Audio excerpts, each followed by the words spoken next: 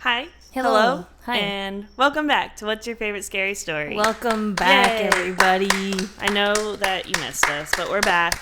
Don't worry. We're here with another amazing episode. Amazing? Yeah. Okay. Aren't they all amazing? I mean, this isn't news. I think. I sure hope so. You're half host. I hope you think it's amazing. If not, what are we doing here? Well, if you have any suggestions to improve our podcast, please send them to whatsyourfavoritescarystory@gmail.com or on Instagram, also at What's Your Favorite Scary Story. You can DM us there. Any suggestions you have to improve our podcast, any stories you want to hear, any personal stories you have, we're waiting for it. Yeah, we're ready. We're ready to hear your stuff. Yeah. But yeah, not too much going on this week. We just had work. Our first week at work, both of us, so been busy, but it went really well. It went pretty good. So I think things are gonna be just fine. Good. Yeah, I think we'll be all right. But yeah, nothing too eventful to report. I guess we just worked. Yeah, no. I do want to report that Arlo is just being a dunce. So I've learned to tune out the cats and their activities, and so I forget that people might hear that in the background. Yeah, it's fine. I mean, it's just like, what are you gonna do? Yeah, I'm assuming this is what having a little brother's like, that he wants to be right next to you and like do the things you're doing. Yeah, it's just at a different level, because even Binks is like, yo, what the heck? Binks is like not having it. Sometimes it looks like he might be enjoying it, but most of the time he just lays there while Arlo tries to, like, attack him, and Binks is just kind of being, like, shoo fly. Right. Get away. But they love each other underneath all of that. I'm sure of it. It looks like it. But, yeah, other than that, not too much going on, so I figured we'd just get started today. Sure. Alrighty. Cool. Okie stokie schmokey. Oakley dokley bokely bokes. I don't know. As usual, I'm tired. She's tired. It's a tired night. Yeah. But it's fine. Anyways, so this week's topic wasn't necessarily, like, suggested by someone, but, like, it kind of was. So I've had from, like, a few people basically kind of, like, they're thinking of us when they're out and about, and they see, those little spooky books. Right. Like, haunted hotels of the Northwest and stuff like that, and, like, the drugstores or, like, magazines. Right. So I've had a couple of people, like, send pictures of it to us and be like, thought of you guys. Like, I didn't know if there'd be anything interesting in this. So, like, my mom, Diane, has sent us that. And then also your cousin's wife, Angie. Yeah, Angelica? Angie. Uh-huh. Yeah, she also sent us one recently. And so, I haven't been able to get my hands, like, on those specific ones, but as you know, we have a few of our own. We do, yeah. So I figured I would just pick a few from those and kind of deep dive into them. Something a little different this week. Yeah, okay. It's technically a suggestion, right? All right, yeah. Put those books to use, For real, we have not cracked it yet. But it's fine. They're coming in handy. Awesome. Okay, I'm ready. All right. So the first book that I picked a story from is called The Haunted South, and it was written by Alan Brown. So this is the story of Deer Island in Biloxi, Mississippi. So just a little bit of info on the island before we get into the spookies. It is 647 acres, and it is the closest island to the Mississippi coast. The island has had people visiting it and living on it for thousands of years. Native Americans would go there to hunt, gather, and fish. Like, before the birth of Christ, people were, like, going there. And by 1905, there was even an operating amusement park on the island, which is, like, wild to me to think about. I know it was, like, different than nowadays amusement parks, but what's cool. This island called again? Deer Island. Deer? Yeah, like the animal. Why? Oh, I thought Mississippi was landlocked.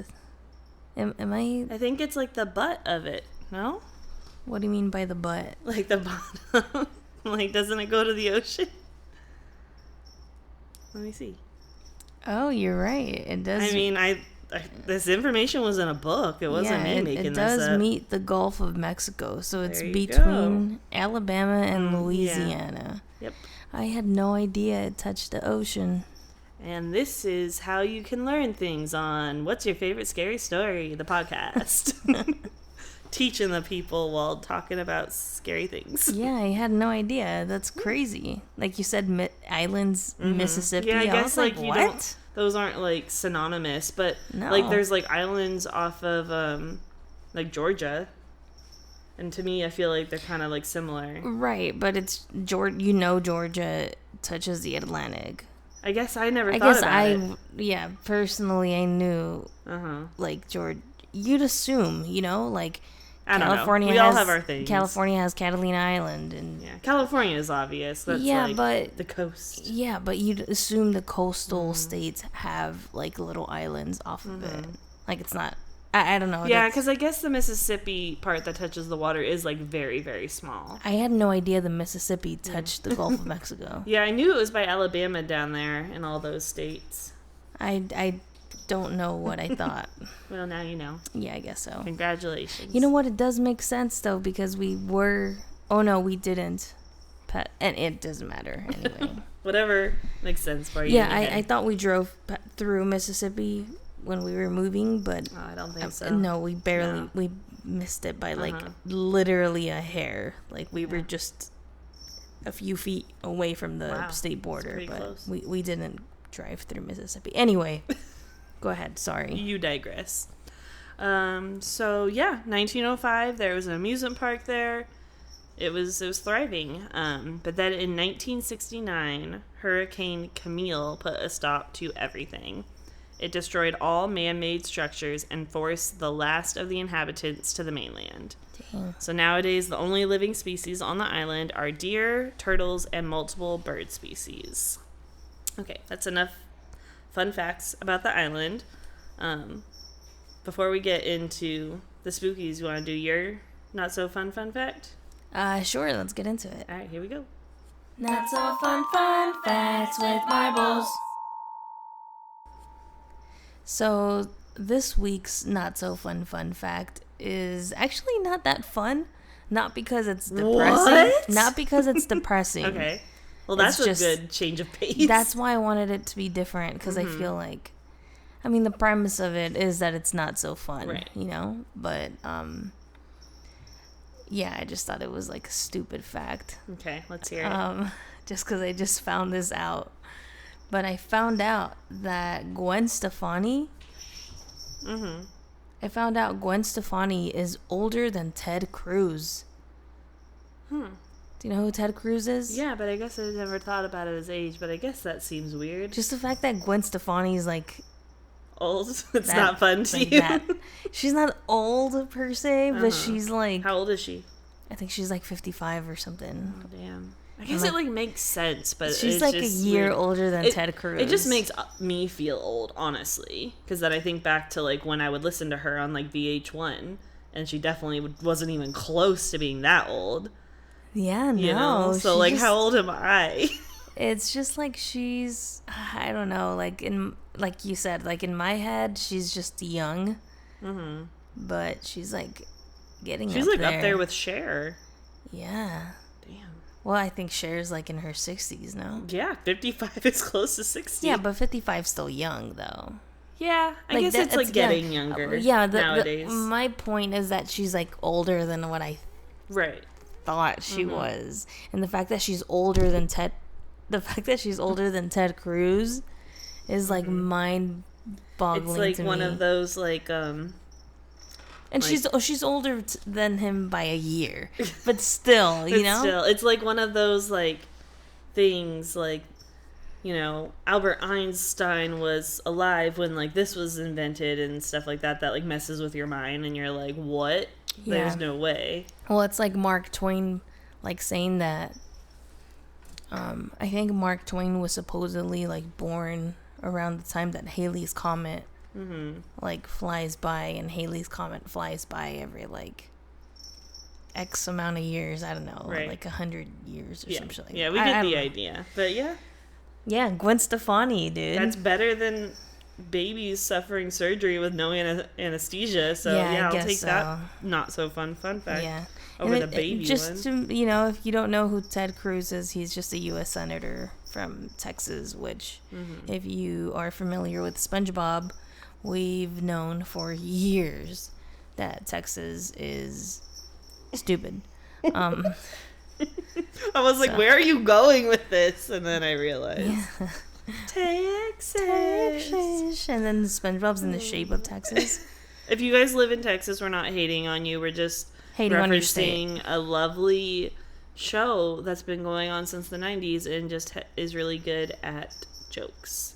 And we're referencing that and nothing else. And hating on Texas. Except we're only referencing SpongeBob and nothing else. And we're not hating on anybody out there. We Not love you all. anybody, but Okay, the state. the state of Texas is Fine. If SpongeBob is saying it, Yeah, then that'll be like our baseline. Dude. If SpongeBob's saying it, we can say it. It's fine. Yeah, I mean, if SpongeBob acknowledges that Texas is stupid, I mean they're doing it for a different reason. Yeah, but that like speaks fucking volumes, you know? All right, you're right. You're right. Come on now. Come on now. Come on now. Anyway, thank you for your not so fun fact. We appreciate you. You're welcome. I hope I have a. I just learned that, so that's why I thought I'd share it. But I promise next week it'll be more educational. And more depressing? Even more depressing. All right, I'm ready. I'm prepared. Alrighty. Okay, so now that we're done with the facts about the island, Deer Island, we are going to throw things back to the 18th century. So allegedly, a pirate captain anchored his ship in Biloxi Bay just off of Deer Island. Pirates are real, by the way. They are. I was like thinking about it. I was thinking about that fact as I was writing this. It's always so interesting to me that they actually existed. Yeah, they still do. Yeah, you're right, huh? Yeah, they're not fictional. It's just like not like Captain Jack Sparrow vibes. No, they're even worse. Yeah. Yeah, they will kill you. Well, yeah, but you know what I mean, like the whole aesthetic. Yeah, they don't look like that, but they do exist, and they will kill anybody. Yep. To get what they need. It's like the gangs of the sea. Yeah. So, if you're watch out if you're on the sea ever. If you're mostly if you're like in the seas surrounding Africa, that's where a lot of pirates are. Good to know. Yeah. So, just just look out, man. Yeah. Okay, so this captain, him and his crew had just stolen like a crap load of gold. That's Arlo. Oh my god, stop. Hey, Arlo. Oh man, that was our new intern, Arlo. He's a little unorganized and chaotic in his work style, but we're putting him to good use. We'll train him up. Yeah, he's still good. Anyway, so captain and his ship of pirates found a lot of gold. They stole a lot of gold from multiple merchant ships. Somalia in Africa. Yeah, there's pirates. Somalian pirates. That sounds like a thing. You're right. Yeah, okay. yeah. Thank you. So they stopped. The captain and the pirates stopped at Deer Island to drop off the gold and hide it. The captain had his men dig a very deep hole in the middle of the island and place the treasure chest inside it. So before he had his men bury the gold, the captain asked them if anyone would be willing to stay and guard the treasure. The only one to volunteer was a young man who was actually the newest recruit in this band of pirates. So, rookie mistake. Like, just keep your hand down, man. You'll see why. So, the captain had the young man step towards him, and when he was just a few feet away, the captain revealed a sword he had been hiding behind his back, and with a single stroke, chopped off the young man's head. What the heck? The captain then ordered his crew to dump the man's headless body in the hole. As they were burying him and the treasure, the captain explained to them that the young man's body would now be there to guard the gold for eternity. Oh my god, he sacrificed him. Yeah. The kid did not know either. What the heck? Yeah. That's why you just keep your hand down. Arlo is not having it today. Anyways. I think he wants to get paid. He's tired of the free internships. Arlo, we told you this was an unpaid internship. You signed the documents and everything. It's for experience, bro. Yeah, it's going to look great for when you're in the job force. So when you're interning for Nickelodeon. He has to go from an internship to another internship. Oh, yeah. That sucks. Where am I? Oh, yes, here I am. So, of course, this became a pretty popular tale in the town of Biloxi, but it was more of like a folk tale that people didn't really like take seriously. It just kind of was like passed through town like for years until this one day in the 1920s. All right, so 3 fishermen were out on the water all day fishing. They were super exhausted, so they decided to camp out on Deer Island for the night. They had some of the fish they caught for dinner, and then they hit the hay. Around midnight, one of the men heard something crashing through the brush. Then he saw a headless skeleton staggering towards them. What the heck? He yelled to his fellow fishermen, "Wake up! Run to the boat!" The men spent the rest of the night on the boat and went back on the island the next morning to gather their supplies. Everything was just where they had left it, and the headless skeleton was nowhere to be seen. So there have been other fishermen that have stayed there and have had pretty much like the exact same experience. They hear rustling in the bushes, and then they see the headless skeleton. And some of them have even been chased by the skeleton. Yo. Those people did not, they got on their boat and left and went back to the mainland. Oh, I bet. Yeah. Now, even though whenever they go back in the morning, like, the skeleton's gone, there was once some money found on the island. Oh. Yeah, I mean, obviously, it could be from somebody else, but it alluded to it. The pirates. Possibly being the treasure. Yeah. Oh, damn, that is pretty nutty, actually. Mm-hmm. And also, so besides our headless skeleton, there has also been what was described as a supernatural blue light seen moving across the bay between Biloxi and Ocean Springs. This light is known as Firewater Ghost, and it was like before electricity was invented, so no one really knows what that could be. People say it could potentially be another ghostly guard patrolling the area with his lantern. Oh. But our Deer Island headless skeleton is thought to have actually maybe retired from his duties because he has not been sighted once in the entirety of the 21st century. Which, like, I mean, good for him. Like, he didn't know what he was signing up for. Right. I wonder what released him, though. Yeah, I don't know. That's a good question. But yeah, that was the story of the ghost of Deer Island. Oh, that's interesting. That was our first story from our little books. Oh, yeah, this episode, I like to call it Little Spooky Books. Oh, okay. That's what we're going with. All right, are you ready for our next story? Yes, I am. I hope so. So this next one is from a book called Haunted Hotels of the California Gold Country, written by Nancy K. Williams. So this is the story of Sonora, California, and the Gun House. And it's not like pew pew gun. It's like a name, like Gunn. It's not like a house of guns. I see. Anyways, okay, so this one's like kind of a long one. I'm sorry, but it's okay because this is like a different episode. I don't think it's going to be like as long as normal. But there's a lot of history here, so bear with me. So the town of Sonora was known as Sonora Camp back in 1851 during the gold rush. This was the center of the southern mines. Gold nuggets were discovered there in 1848, and just like so many people flocked there in search of riches. Most of them were from Mexico and South America, and by the end of 1849, there were over 10,000 Mexicans in Sonora Camp. Pretty quickly, the rustic settlement evolved into a small town, and not much longer, the dirt tracks were turned into streets that were lined with adobe buildings, fandango halls, gambling tents, and saloons. So most of the gold seekers did bring their wives and families, which added to the development of this growing town.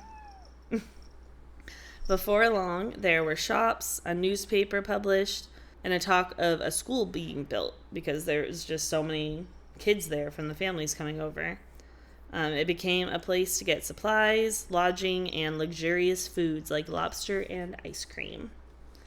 But this all came to a halt in 1852 when a disaster called the Great Fire burned down almost every building in the town.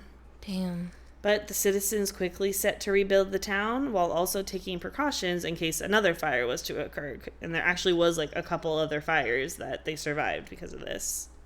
So this town was one of the major hubs of the gold rush due to how accessible the gold was there. But by 1850, the easily accessible stuff was gone. At the beginning, you could find thousands of dollars in just one day, but now it was taking a lot more work to just find a few hundred. Wow. Yeah. I mean, for its time, though, like, $100, I'm sure it was. Yeah, I mean, but, like, $1,000 in a day, and I think it's, like, $1,000 that time money. That's so what imagine, I'm saying. Imagine how much that is now. It's crazy. So as the supply of easy gold decreased, the Yankees decided that they had the right to dominate the region and began forcing the foreigners out and seizing their claims. And I know. I mean, are you surprised? No, but it's just annoying. It is. Like, I mean, it just gets worse. This same year, the legislature of the new state of California passed the Foreign Miners Tax, which required foreigners to pay $20 a month just to look for gold, which in today's money is about $560. Holy shit. Yeah. You see, so what does that make $100? What does that make $1,000 a day, you know? Like, that's bajillion. Yeah, no, that's wild. So, the law was basically meant to force out Latinos, and if this crazy tax didn't do the trick, then that's when the Americans began organized attacks on the Mexican, Latin American, and Chinese immigrants. So this hostility and unfair tax brought out retaliation from some of the Mexican miners. They turned to guerrilla warfare, and some became outlaws, taking on a life of crime and preying upon the Americans, which I don't blame them. Well, I mean, an eye for an eye, like you always say, right? Yeah. Like, they're just trying to protect themselves. Not just that, just fight back. Well, fight. Yeah, that's what I mean. Yeah. Yeah, stand up for themselves. Stand up for themselves. Yeah. So this once bustling and thriving town has now become a, quote, hotbed of lawlessness and constant turmoil. Most of the time, minor disagreements turned into serious fights and murders. By July, Americans were straight up scared AF, so they banned all foreigners from the entire county, driving even the peaceful Mexican families out of the area. In the blink of an eye, Sonora's population shrank from over 10,000 people to just 3,000. Damn. Businesses quickly started failing as there weren't many customers left. In 1851, realizing the consequences of how they handled things, the Americans decided to lower the foreign miners' tax to just a few dollars a month. But it was just a little too late, and Sonora never regained its population. By 1860, most of the miners had moved on. But over time, the population stabilized, and Sonora became the business and government center of Tuolumne County. I don't know how to say that, but anyways, okay, now we're going to move on to the gun house, which is in Sonora. It is the town's oldest building, being built in 1850, and it is its first two-story adobe building. It was built by Lewis Gunn, who joined the California Gold Rush right at the beginning. Oh, what around what time was this California Gold Rush? Like 1848 to like 1851. But there's no like months kind of thing. Well, I mean, not really exactly. I just know like in July is when they banned the foreigners. So it's of 1850. 51. Of 51. Mm-hmm. Okay, because in September of 1850 is when California became a state. Oh, okay. Yeah. Okay, that makes sense. Yeah, because like I said, like it was like the legislature of the new state that made the tax law. It's a great way to Right, start things right. off, guys. Jeez. Just kick out the Mexicans. Yeah, that's the answer to everything, right? Babe, get out. Sorry. Which is funny because Sonora is a state in Mexico. Yeah, I know. Yeah, I found that it's out. That's like why it's called that, because it was started by Latinos. Yeah. Anyways, so Louis Gunn, he came from Mexico and spent months making his way through the hills digging for gold. He finally decided that he needed to find another way to make money. So he had some medical knowledge and helpful apothecary information, and there were no physicians in Sonora Camp, so he became their first one. He did his best with what he knew, and the survival rate of his patients actually wasn't too bad, like considering his qualifications and the time. He also randomly became the county's recorder and filed all mining claims from people who had struck gold. After saving up all this money, he bought an interest in the Sonora Herald, the first newspaper in gold country.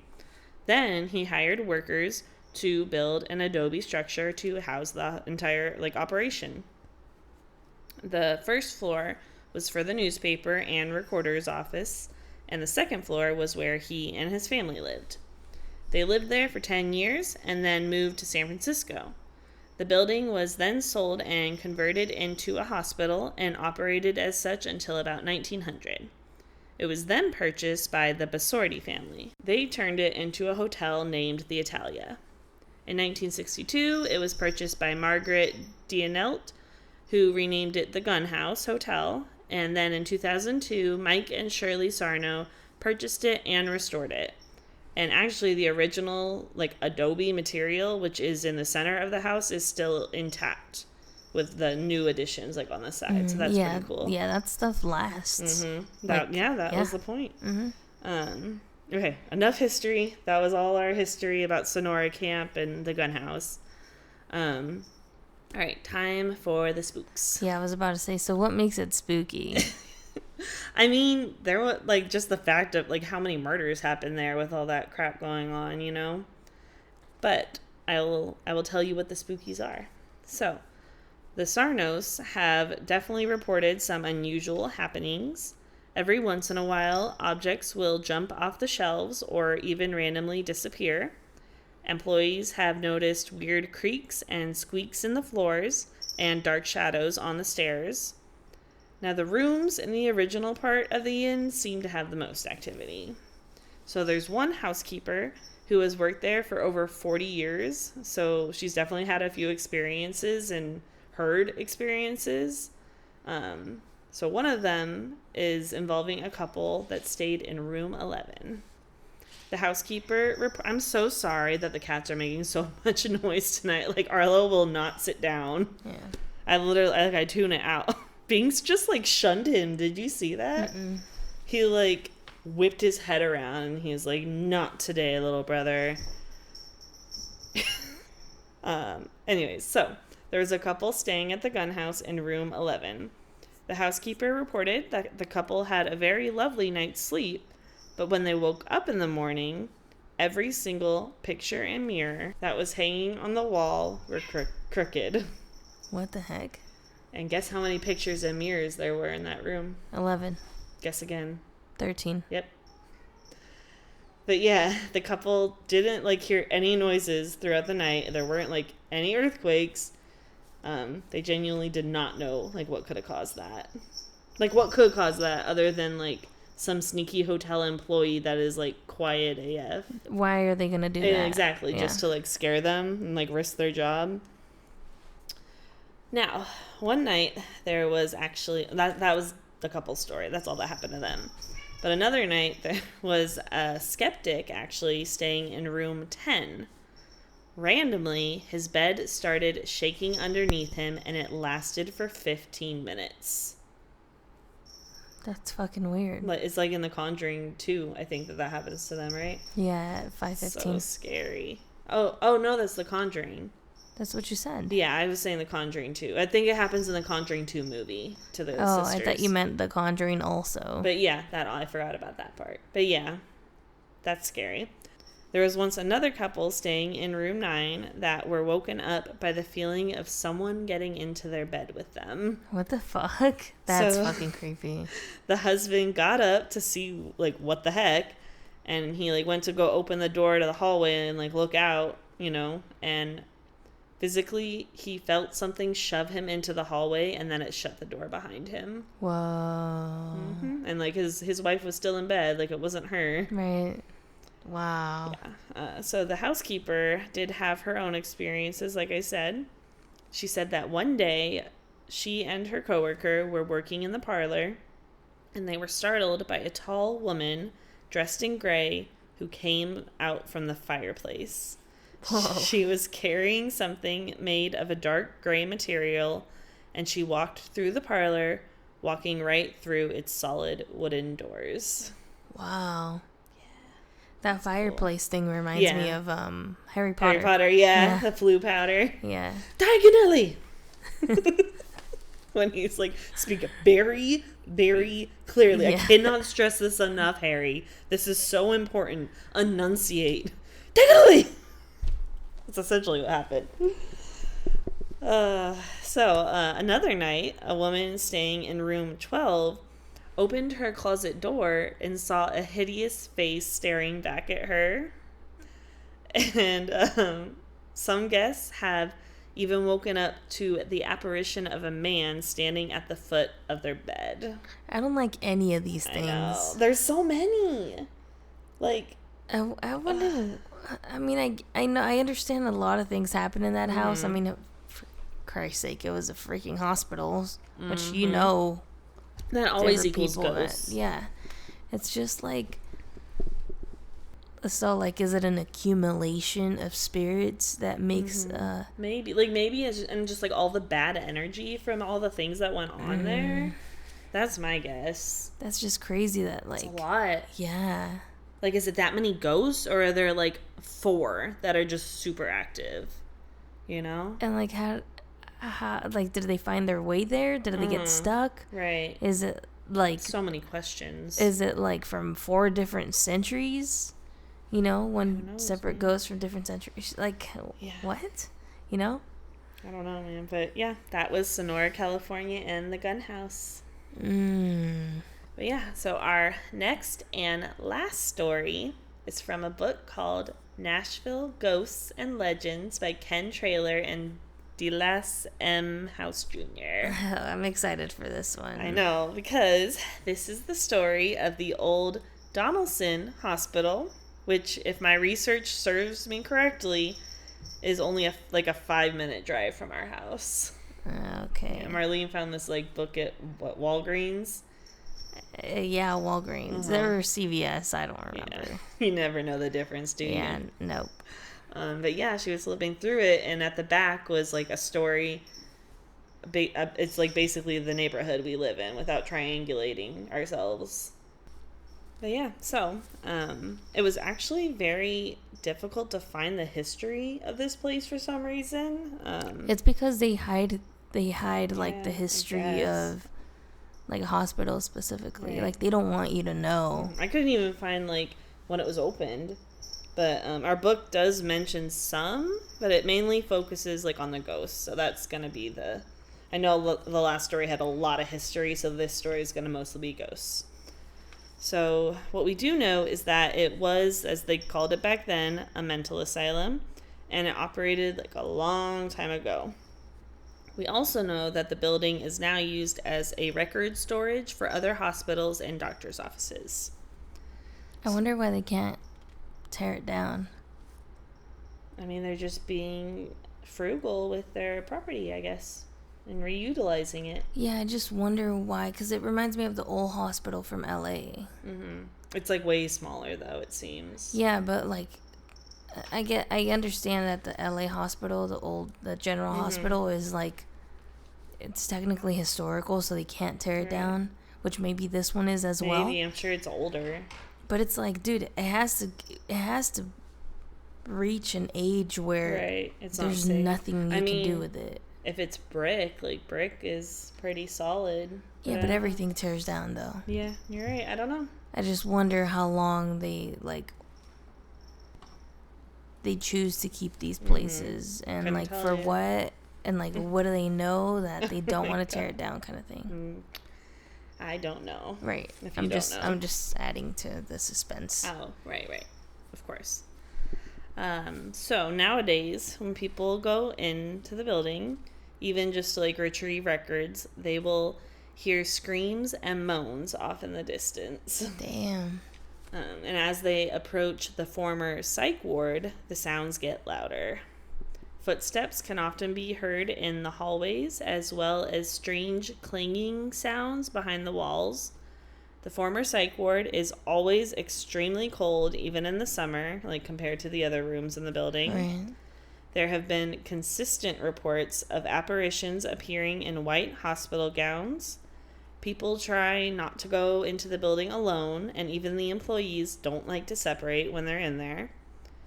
So we have like two specific stories that kind of like circulate the most, but it's all kind of part of the one big story.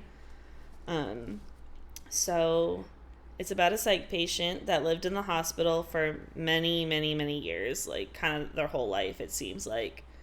This patient had schizophrenia and multiple personality disorder. Some days he would be docile, but others he would get extremely violent, usually with no warning. So only long-term employees were allowed to work with him because of this. Okay, big trigger warning. This next part is like very graphic. So one day, somehow, no one knows how, but this patient's door was left unlocked. Now, he didn't go anywhere, but another psych patient did wander into his room, and this set the man off. He attacked this man. At first, he was using his fists, and then he started using a chair. He hit the man so many times that the chair broke into pieces. The man then took one of the broken chair leg pieces and used the sharp end to repeatedly stab the other man over and over again from head to toe. Nobody heard any of this commotion, but eventually a staff member noticed that the hallway door was open, so he went to go check things out, and when he got there, he saw blood everywhere, on the floor, walls, and furniture. Wow. The victim's chest had been ripped open, as well as his torso, and some of his organs had been thrown around the room. Arlo, this is a very sad, serious part of the story. I know, it's crazy. So the man that attacked was sitting in a corner, staring off into nothingness, muttering to himself. And the staff member that found them called 5 other staff members to come help subdue him. So, a few years later, a nurse was dispensing the same patient his meds with 2 orderlies at her side, which was required with this patient. The patient was docile and in a pretty good mood, but as the nurse was preparing his meds, out of nowhere, he leapt from his bed and grabbed her from behind. Within seconds, he had her by the head and snapped it sharply to the left, killing her instantly. Jesus. I know. That's so terrifying. So about a year later, this patient was found dead in his bed under very suspicious circumstances. It appeared as if someone had poisoned him, but it was never proven. His screams and moans are known to be the loudest in the building. The first person that he killed also makes himself known by walking aimlessly through the hallways in search of someone. And the nurse is often spotted frequently, still dressed in her uniform and even her nurse's cap. She is most often seen by the room of the man that killed her. Even as a spirit, she is said to have an intimidating personality. She can be heard barking orders and demanding that her patients pay attention to her.